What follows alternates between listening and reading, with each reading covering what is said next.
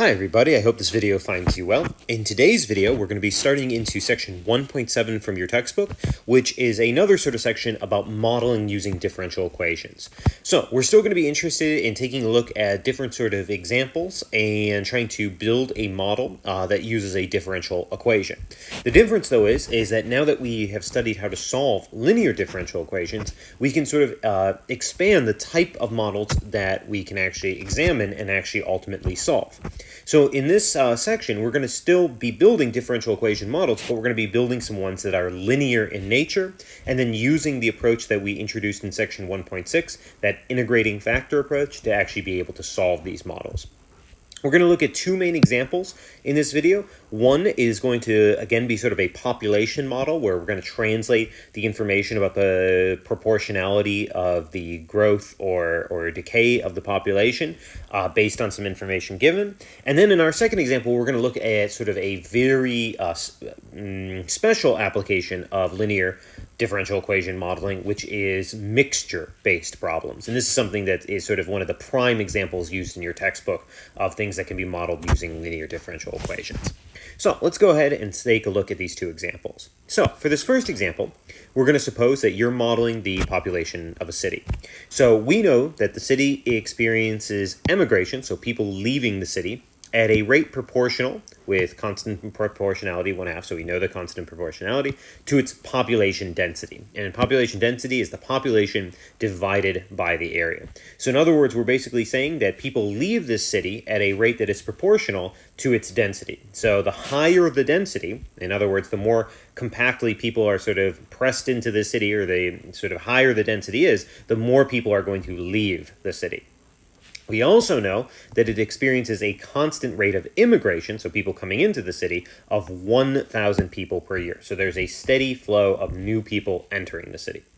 We're going to also suppose, though, that the city's area is currently 10 square miles, so the city is sort of spread out amongst 10 square miles, but it grows at a rate of 1/2 square mile per year. And of course, knowing this information about the area and its growth is important because we know the population changes based on population density, which involves that area.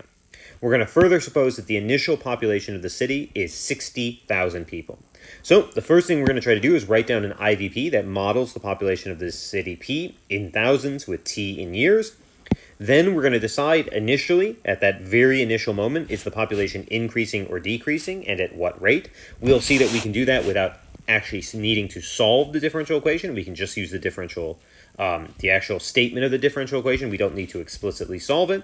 And then in part C, we will actually solve it. We will see that it is a linear differential equation, and we will be able to solve it using the integrating factor approach. Once we've actually found the unique solution to the IVP, in other words, the unique function that models this population, we'll try to describe the long-term behavior of this population. All right, so let's go ahead and start with trying to write down the IVP. So we know we're going to have dp dt, the change in the population based in time.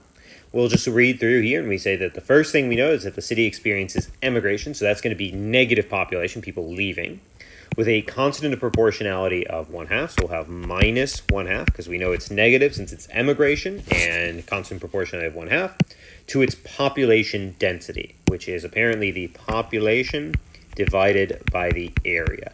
Now, of course, that P is fine because that's our dependent variable. That's the population, the dp part here, so that's okay. This area, we're going to eventually have to change that because we don't have a variable for area, and we don't want to introduce another variable. But for right now, it's okay. And then we also know that it has a constant rate of immigration of 1,000 people per year, so we can put a +1, again, because we're measuring everything in thousands. And we also know that the initial population of the city is 60,000, so we can put our initial condition, P of 0 equals 60. Now, the only issue, again, is that area. So let's see if we can rephrase the area in terms of the variable that we have. Now, of course, the area is not based on the population, but the area can be written in terms of time. So let's see if we can write down an equation, the area based at a particular time. Well, we know that the area is currently 10 square miles, and it grows at a rate of 1/2 square mile per year. So that's a pretty simple linear equation. That's 10 plus 1/2 t. Actually, if we wanted to be really fancy, we could think about the area as also an IVP. We could say that the change in area with respect to time is always 1/2. It's a constant rate of growth, and a at 0 is 10. And then we could solve this IVP, but of course you would just find this linear equation. So you might as well just go and put the linear equation in, not have to think about that as a differential equation as well. That's way sort of too formal of an explanation. So in other words, I would just go ahead and get the area as an actual function of the time. So let's go ahead and pop that in there then, and we can actually write out our IVP. We have minus 1/2 p over 10 plus 1/2 t plus 1, with p of 0 equal to 60. And there we go. There's our IVP that models the population of the city, where p is measured in thousands, t is measured in years. Can we clean this up a little bit? Yeah, before we do anything else, let's just clean it up a little bit. I guess we can call this, negative p over 20 plus t plus 1. P of 0 equals 60. That looks like a nicer way of phrasing it, just by multiplying that 2 in there. Okay. Now, let's go ahead and talk about if the initial population is increasing or decreasing. Obviously, this is an open question because, as we know, it's experiencing both a decrease through the emigration and an increase through the immigration. So we'd like to actually go ahead and see which of those is currently, at the very beginning, sort of winning out. So let's see. We know that the initial population at time equals 0 is 60,000. So let's plug that in. At initial condition, where t is equal to 0 and p is equal to 60, then that dp dt is going to be negative 60 over 20 plus 0 plus 1. And that looks like we're going to get dp dt, negative 60 over 20, that's negative 3 plus 1 is negative 2. So what does this tell us? Well, this tells us, at least at the very start, this population is declining. So initially, population is declining, technically, at a rate of 2,000, or we could just say it in words, 2,000 per year. So, at least initially, we know that the population is declining at a rate of 2,000 per year. Now, does this mean that the population is going to continue to decline? Well, probably not, because if we think back to this model, right, if the population is declining, well, that means that that emigration rate is going to decline. And that's going to be especially true since the area is going to get larger and larger. So if the population is declining and the area is getting larger and larger, the population density is going to get smaller and smaller, meaning that the emigration is going to become less and less. At some point, the immigration is going to dip below that 1,000 that is coming in, and the population is going to increase back up. So we sort of expect that there'll be sort of an initial decline, and then at some point that'll sort of turn around, and then there will be an increase after that. Now, what will happen way down in terms of way after that sort of turning around point? Well, we can't really know that until we actually solve the IVP directly. So let's try to find the unique solution to the IVP, actually do part C here, and then we can try to describe the long-term behavior of this population. You might be asking yourself, well, why don't we try that technique where we find the equilibrium solutions? Well, if you want, and you take a look at this equation, if you try p equals a constant, then you'll have 0 here, you'll have a constant here, but you'll have this equation in terms of t, which means that there aren't any equilibrium solutions where p is just a constant value. So in other words, there are no equilibrium solutions in this situation. So that means we can't do one of those equilibrium analyses. And that's because that 20 plus t is in that actual differential equation. If you look back at our examples from section 1.5, none of them had the independent variable present in the differential equation, which is why we were able to find equilibrium solutions. So here, we'll have to go ahead and just try to find the unique solution. So for C, we're actually going to try to solve this thing. dp dt equals negative p over 20 plus t plus 1. Now, it might not look initially linear, it might not look that great overall, but let's rewrite this a little bit, right, by putting the sort of independent variable as a coefficient in front. So we can see this as dp dt is negative 1 over 20 plus t times p plus 1. Now you should be able to see that, well, there's the dependent variable's derivative, there's the dependent variable, they're in separate terms, no functions. This is indeed linear. It's not in standard form though, so we'd like to move this over to the other side. So we'll go ahead and do that on the next page. So if we do that, we get dp dt, and since we're adding it over, yep, it should be plus 1 over 20 plus tp equals 1. So there we go. That's just bringing this thing onto the other side. Now this is linear and in standard form, so we know how to sort of approach this. We can go ahead and come up with our integrating factor.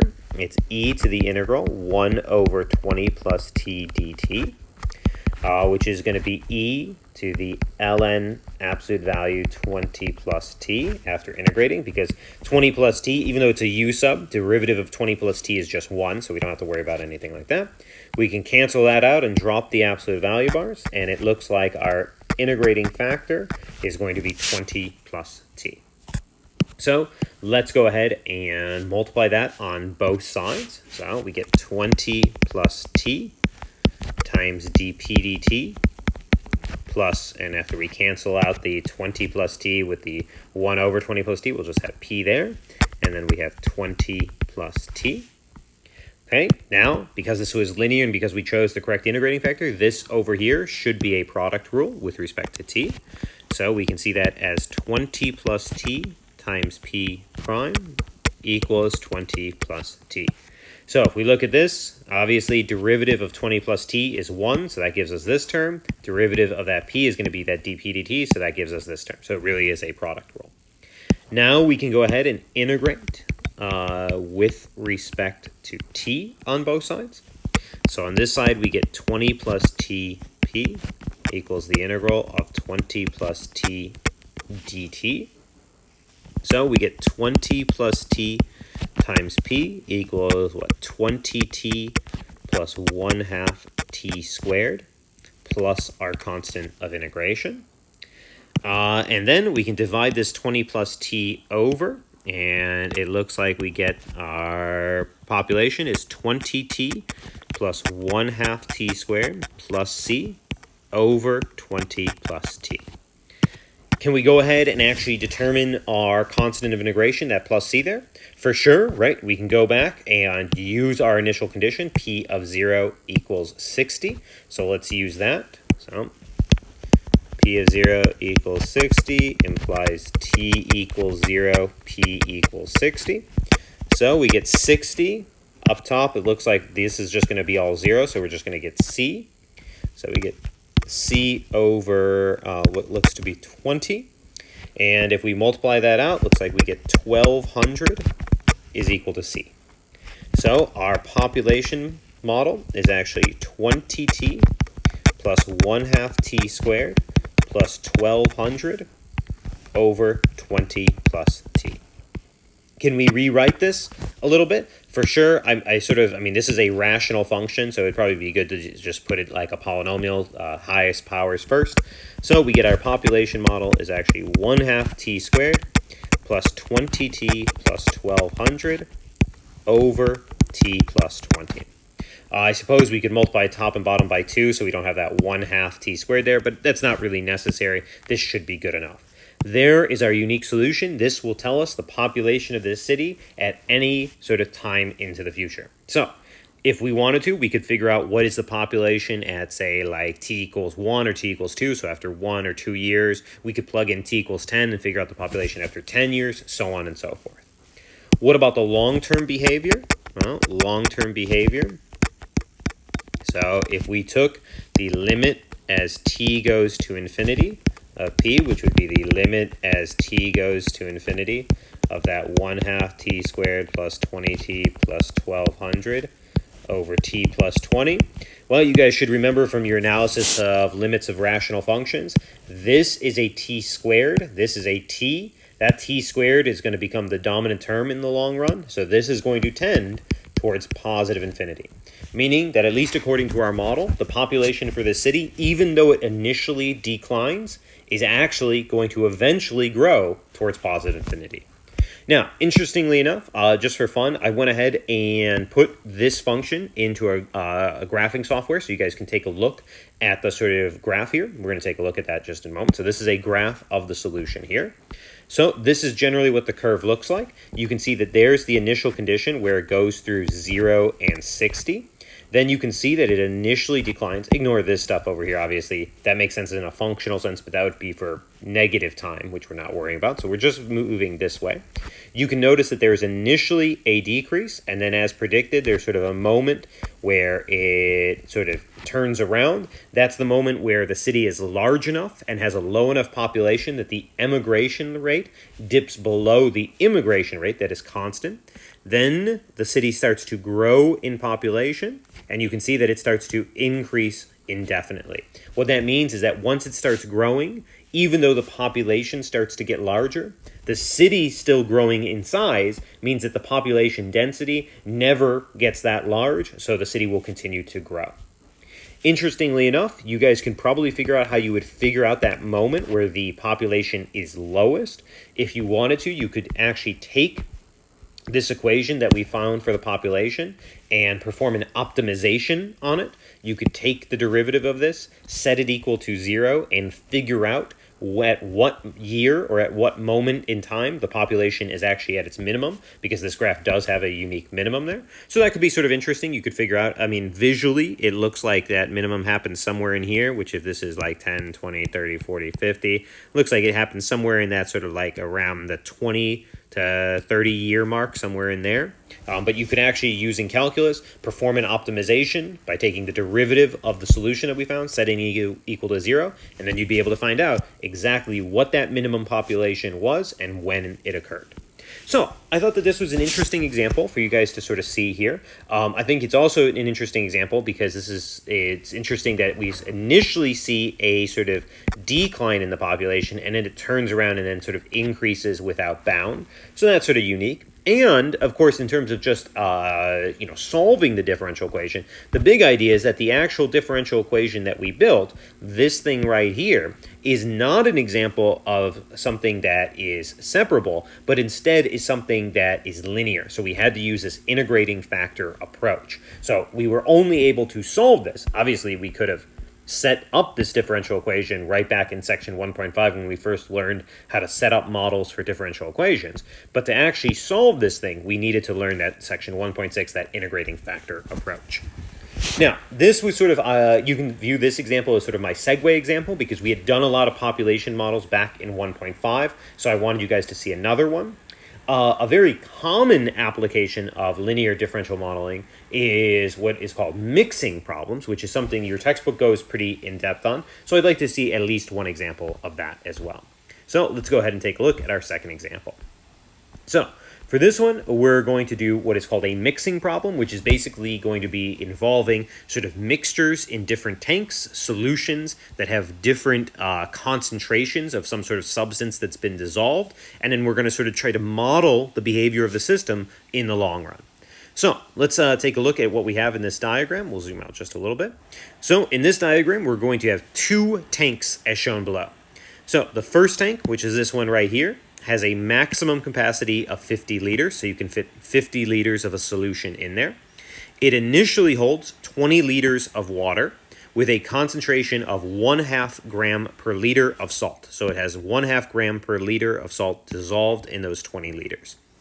The second tank, which also has a maximum capacity of 50 liters, so a tank of the same size, this one is actually got initially 30 liters with a concentration of 4 grams per liter. So there's more water initially in here, and it's a higher concentration of salt. What we're going to suppose is that if it's not just a stagnant system, things change over time. We're going to suppose that fresh water dumps into the top tank. So you have fresh water coming in at 2 liters per second. And then in here, the solution gets mixed together, so all this stuff mixes, and then it flows out of this tank also at 2 liters per second. So fresh water comes in, it gets mixed in here, and then at 2 liters per second, whatever is mixed in here comes out and dumps into the second tank. In the second tank, also things get mixed together, and this flows out at 1 liter per second. Now, this is a lot of information, and we'll sort of recap it in just a moment. But what we're going to try to do is we're going to try to determine the amount of salt and concentration of salt in both tanks at the moment the second tank reaches capacity or fills completely. I apparently changed my mind about what I wanted to say because I said reaches fill completely. That doesn't make a lot of sense, so let's just imagine we didn't have that there and just say fills completely. Okay, so why is this a sort of worthy question to sort of answer? Well, if you imagine, if you have 2 liters of stuff coming in and 2 liters coming out, this tank is never going to change, right? It's always going to have 20 liters of stuff in there because it's coming in at 2 liters and leaving at 2 liters. But this tank here is getting 2 liters of stuff dumped in and only having 1 liter leave. That means the volume in here is going to rise. So at some point, right, this 30 liters is going to reach the maximum capacity of 50 liters. And we want to know, what does the sort of salt and concentration look like in both tanks?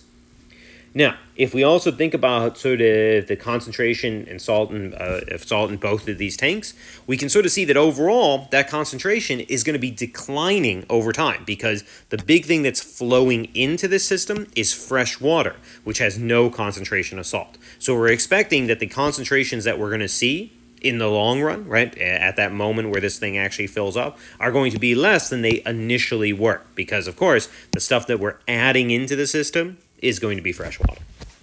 Okay, so there's a tremendous amount of information here, so let's summarize a little bit. Let's also give some names here. Let's call this first one Tank 1, and let's also just write down all the stuff we know initially. Right?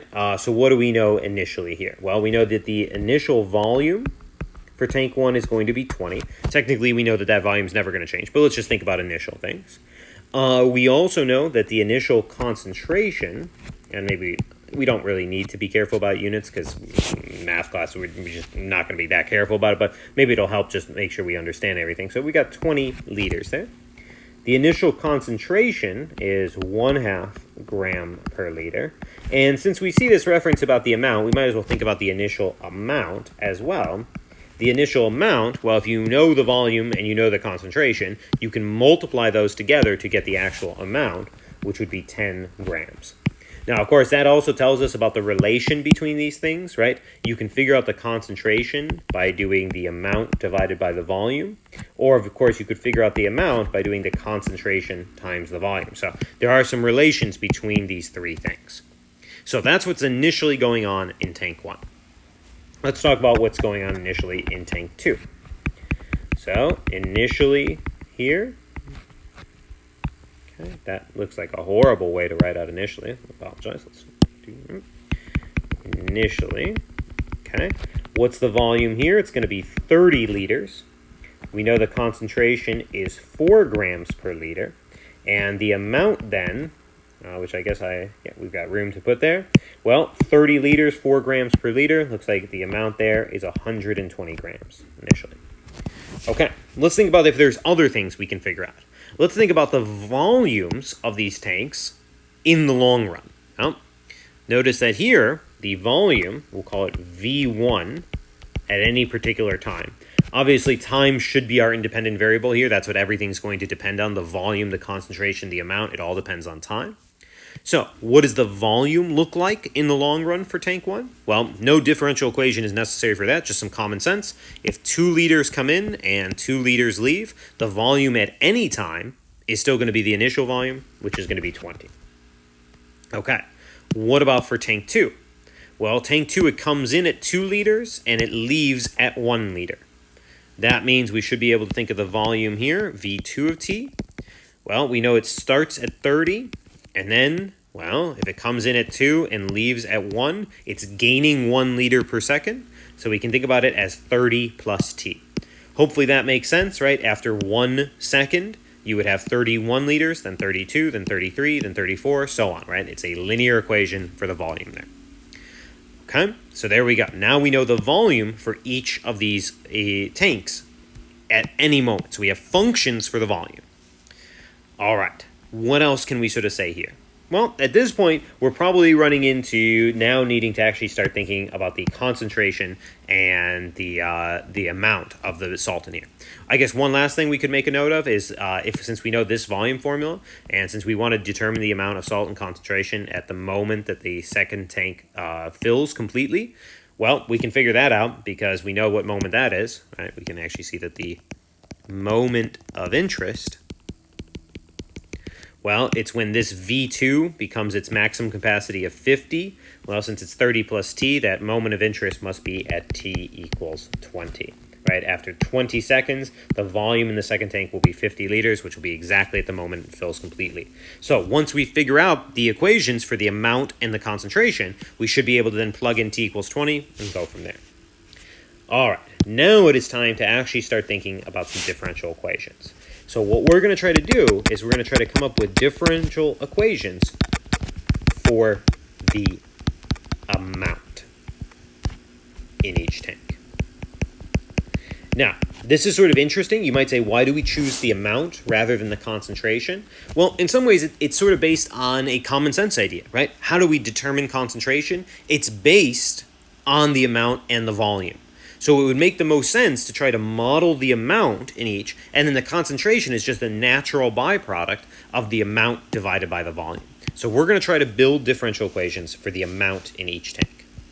So let's think about the change in the amount, so A1 dt.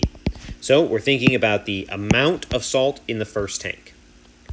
All right, is there any positive component for the amount going into the first tank? Well, there is stuff being dumped into the first tank. It's fresh water, which means it has no salt. So there is no positive component here.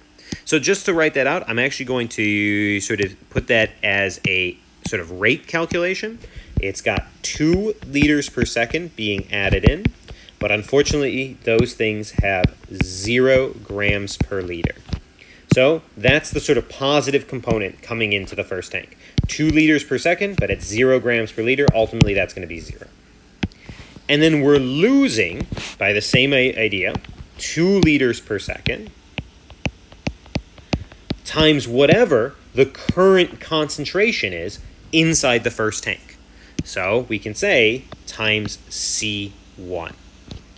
So the change in the amount in the first tank is the 2 liters coming in with 0 grams per liter. Even if you just do like a little calculation unit sort of analysis there, you would see that that's grams per second, which makes sense because dA dt should be in grams per second.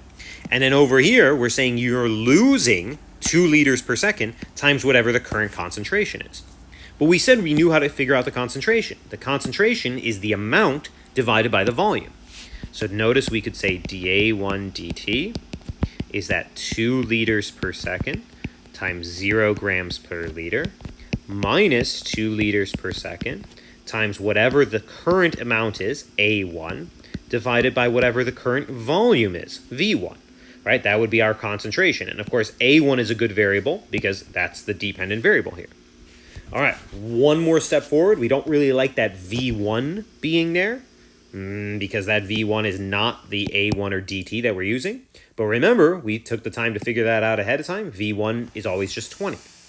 So we now have that dA1 dt, and I'm going to start dropping the units here. It's just 2 times 0 minus 2 times A1 divided by 20.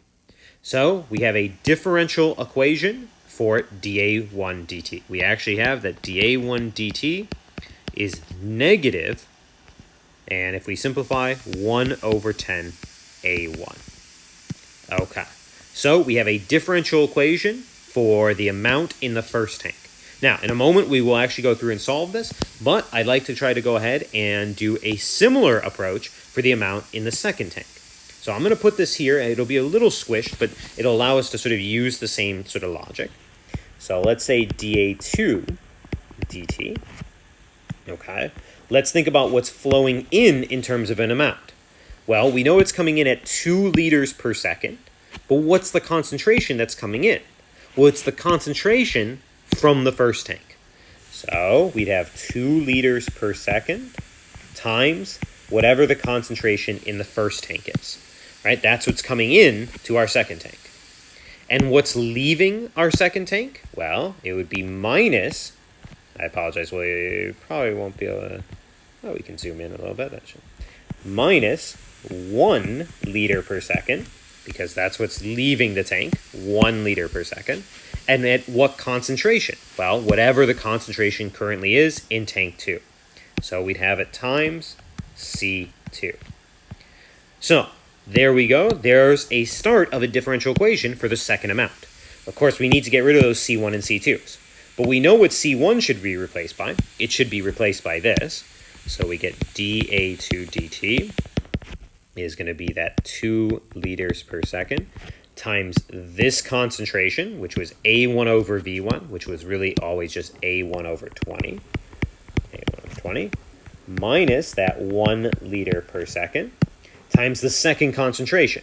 Well, we can use the same trick. Second concentration should be A2 over V2. Okay, we can go a step further. Now, this A2, that's fine. A1, we might need to change that out. But, of course, we could figure out A1 once we actually solve this. And this V2, well, we know that. That's that 30 plus T. So we get dA2 dt is 2 liters per second times the A1 over 20 minus 1 liter per second A2 divided by V2, which is always 30 plus T. Okay. At this point, this differential equation looks really good, except for that A1. That's the only variable that really shouldn't be in there, right? Everything else in here is either A2, the dependent variable, or T, the independent variable. But of course, we could figure out A1 once we've solved this differential equation. If we can solve this differential equation and get A1 equals some function of T, then we could take that function of T, pop it in here, and then everything over here would be in terms of A2 or T. So let's go ahead and try to do that on our next page. We'll sort of summarize what we have so far. So far, we can say we've got this differential equation, dA1 dt, which is supposed to be negative 1/10 A1. We can actually also put an initial condition there. The initial amount in the first tank, well, we wrote that down back here. It was 10 grams, so we can include that. A1 at 0 is 10. And then we also have dA2 dt is supposed to be this stuff here, which we could simplify, cancel the 2 and the 20. So we could get 1/10 A1 minus, and then back over here, can just basically drop out the 1 because that 1's not going to change anything, A2 over 30 plus T. So 1 over 30 plus T, A2. I'll write it like that. And we can put an initial condition there, A2 at 0. Well, if we look over here, the initial amount in tank 2 was 120. So A2 at 0, 120. So we've got 2 initial value problems that hopefully we can solve. And once we can solve this one, we can pop it into that one. One other thing I want you guys to notice is that the negative component here matches the positive component here exactly, because everything that flows out of the first tank goes into the second tank. So of course, what drains out of here must go into here as a positive component. So this differential equation really does make sense with what we're seeing in the visual. All right, let's go ahead and solve this. Could we do it as a linear? Sure. Can we do it easier? Yep, definitely. This guy is definitely just going to be separable. So let's solve that first one. So dA1 dt, negative 1/10 A1. Let's divide the A1 over. So 1 over A1 dA1 dt is negative 1/10. Should we make a note A1 not equal to 0? Well, not any worries, because we know that A1 is actually equal to 10, at least where we're interested, so we don't need to worry about that issue that A1 might be 0, so we can just proceed from there. This is separated, so we can integrate each side with respect to different variables here by that theorem. So 1 over A1 dA1 is the integral negative 1/10 dt. On this side here, we get ln absolute value A1 is negative 1/10 t plus c. At this point, you guys should be very comfortable with sort of unpacking this by raising this as e to this exponent, and then getting that e to the c to just be a constant as a multiplication.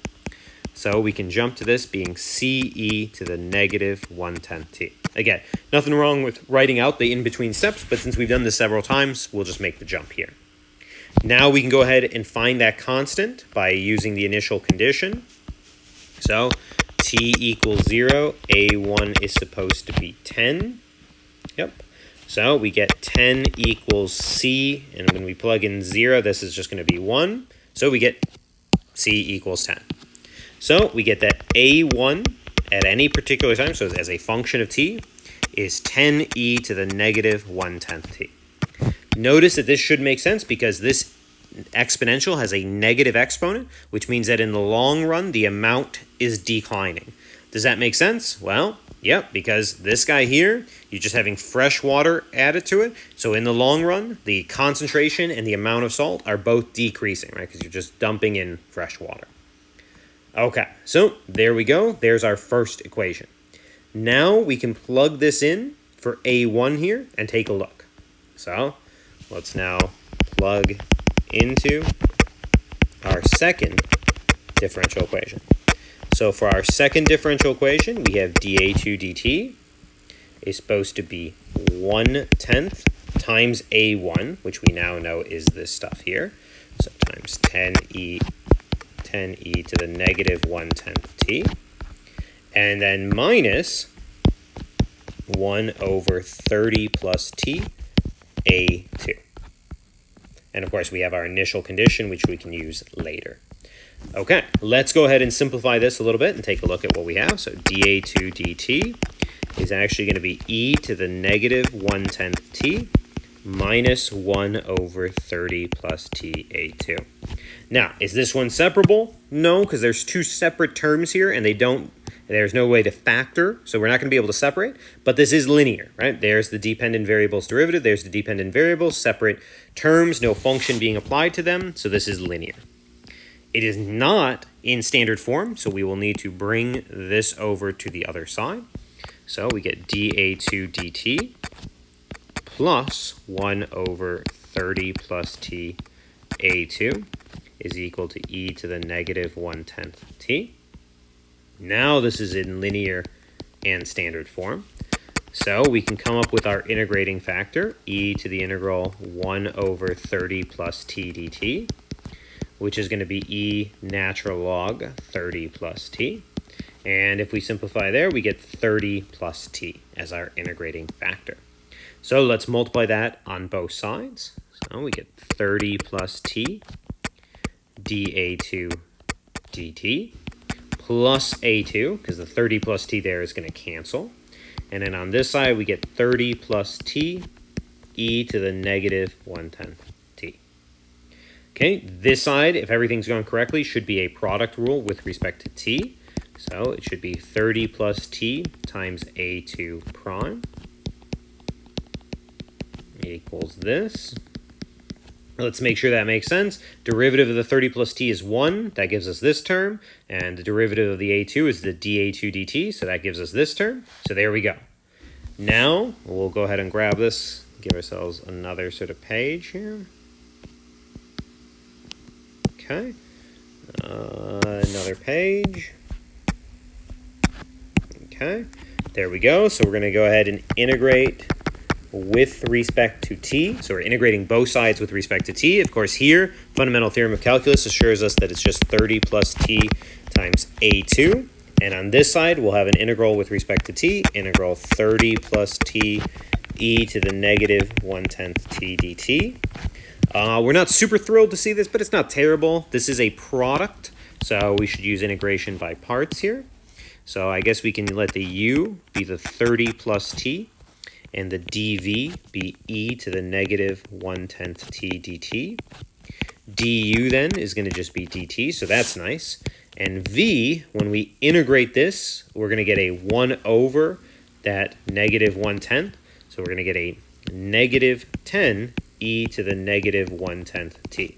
And that should make sense. If you were to differentiate that, then chain rule would have you drop down that negative 1/10. That would cancel, and we'd get back to there. So we've got 30 plus t, A2, is equal to that u and v multiplied together. So it looks like we have negative 10, 30 plus t, e to the negative 1/10 t. That's just multiplying this guy and that together. And then we have minus the integral of that v du. So it looks like minus 10 e to the minus 1/10 t dt. Okay, we'll do two steps together here. I guess we can cancel those negatives and then integrate this, which means we get another factor of negative 10 there. So 30 plus t times a2 minus 10, 30 plus t, e to the minus 1/10 t. We get minus 100 e to the minus 1/10 t. And then we get our plus c. And again, that's because we got rid of those negatives and then integrated again. That's why it's negative. So we really had three negative signs there. Okay, and then we can divide by that 30 plus t. And it looks like a2. If we divide it term by term, we could cancel it on this one. So we get like minus 10 e to the minus 1/10 t. And then when we divide it on here, I guess we could put all that in a fraction. So we could say plus c minus 100 e to the minus 1/10 t over t plus 30. And I don't know if that's the nicest way to phrase it, but that's one way, just canceling that and that. So we get this term and then putting this whole thing as a fraction over t plus 30. Okay, we're almost done. There's our A2, but we can use that initial condition. So remember the initial condition was that A2 at 0 is supposed to be 120. So let's go ahead and use that. So t equals 0, A2 is supposed to be 120. Throw all that stuff in there, 120. T equals 0 is going to make this 1, so we get negative 10. Plus c minus, this is also going to be 1, so minus 100 over, and t is 0, so the denominator there is 30. So looks like we can add that over. 130 is c minus 100 over 30. And then if we multiply the 30 over, what is that? That's going to be 3,900, c minus 100. And then add that over, we get 4,000 is equal to the constant. So our equation A2 of t is going to be negative 10e to the negative 1/10 t plus 4,000 minus 100 e to the minus 1 over 10 t divided by t plus 30. So there we go. There's our second equation for our second amount at any particular time. So we can go ahead and finish this up now, right? If we recall, we had our A1, which we got right here. Oops, there we go. There's our A1 that we got right there. So we'll go pop this over here. Okay, so there's our A1, there's our A2, both with their constants solved. If we go all the way back to what we said at the beginning, we said our moment of interest was at t equals 20. So we can figure out the amount in tank 1 at t equals 20 would be 10e, and then plugging 20 into that looks like going to be negative 2. So 10 over e squared. And the concentration at time 20, well, that would be the amount, 10 over e to the minus 2, over the volume. And if we remember, the volume in tank 1 is always just 20 liters. So we would have over 20. So that would be, I suppose this one would be in grams there, and this would be in grams per liter. So there's the amount and the concentration in both of those. If you want on a calculator, you can sort of check that both of these, I mean, this thing here, for example, is 1/2 times e to the minus 2, which is definitely much less than the original concentration of 1/2. So as we predicted, the amount and concentration is declining. For the second one, the amount in tank 2 at time 20, well, if we plug that in, looks like we're going to get minus 10 e to the minus 2 plus 4,000 minus 100 e to the minus 2 over 50 there. And I suppose we could simplify that a little bit, and that would give us that a2 at 20. If we simplify there, that's another minus 2, so it looks like minus 12e to the minus 2. And then here, cancel, and that's going to be like plus 80. So the amount is going to be a little less than 80, which is definitely lower than the initial amount, right? Because the initial amount was 120 grams, so the amount is decreasing. And then if we go ahead and get the concentration at 20 is going to be this amount, negative 12e to the minus 2 plus 80, divided by the volume. Now, we've got to be careful. Volume for that tank is changing, so it's 30 plus T, which in this case would be 30 plus 20. So we get minus 12 e to the minus 2 plus 80 over 50. And of course, this guy would be in grams. This would be in grams per liter. Not a surprise that we're dividing by 50 in this last concentration, because of course, we did this at the moment that that second tank filled up. So this is just another sort of situation that can be modeled using a linear differential equation. Mixing problems like this in general, even for more than 2 tanks, can definitely be analyzed using sort of a linear differential equation model. The other interesting thing is that technically, this guy was also your guys' first example of what can be viewed as a system of differential equations, because we actually had 2 interconnected differential equations, where the first one allowed us to find a1 in terms of the independent variable t, and then the second equation involved that a1, but once we knew what a1 was, we could put it in as a function of the independent variable, and then have a standard linear differential equation that we could solve. So, just a couple examples of modeling using linear differential equations, as well as solving some more linear differential equations. In our next video, we'll be moving into section 1.8, which is talking about a general technique for solving some different types of differential equations called change of variables.